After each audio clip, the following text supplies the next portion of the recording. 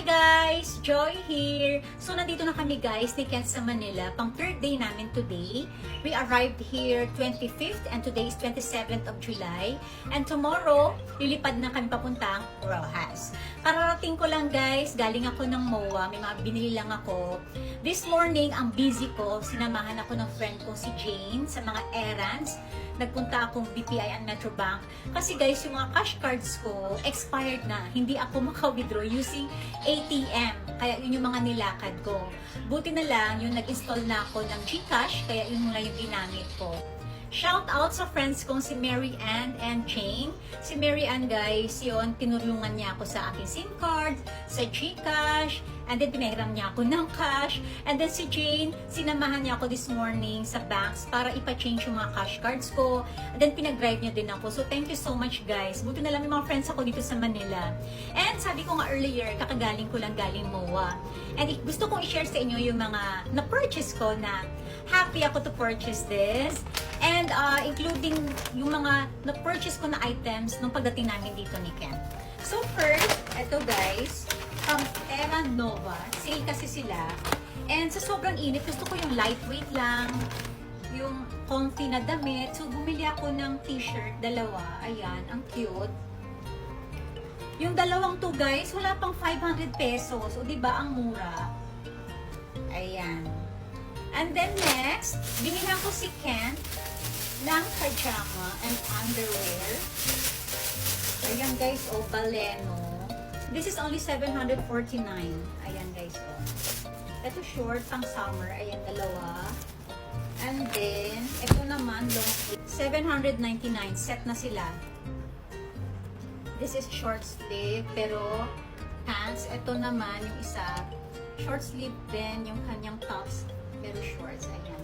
So, tatlong pajama para kay Ken. Binilang ko rin siya ng underwear. Yan, the same brand, Baleno. And then next, magpunta akong bench. May nakita akong lightweight na black na skirt. Sale din to guys. Grabe magkano na lang to. As in 400 na lang yata. Ayan. And then binilang ko si Kent ng kanyang mga body spray. Eto. Hanggang ngayon gusto ko yung mga scents nitong B2O, 8 at saka ng Atlantis. Ayan. So, nung high school ako, ito yung na-spray ko. Ito, gusto to ni Ken. Kaya binilang ko siya tatlong scents. And then, bumili din ako, guys, ng Aqua Flask. Yan, pang coffee ko sa office. I think this is only 750 pesos. Para maiba naman yung color. Walnut. Ayan, ang ganda. Nagagamit ko kasi ito sa office, guys. Kasi every morning, di ba, nagpo-coffee ako sa work ko. Yeah, this is from Aqua Flask. And, ano pa ba? Ito naman, guys, sa Ideal Vision, bumili ako ng reading glasses na may eye protection na. Kasi nga sa work, guys, long hours kaming nakaharap sa computer.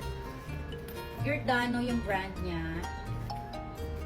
Ang ganda kasi, napaka-elegant gold yung frame niya. Ayan. So, yung dadalhin ko to lahat guys sa Japan.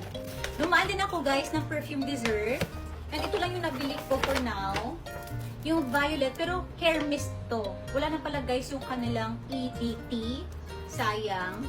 Pero yan, kumuha akong dalawa neto. Kasi gusto talaga yung scent ng violet. Sana ibalik nila yung EDT nila. Sa Ayala Malls din to sa Landmark. These are Dubai perfumes.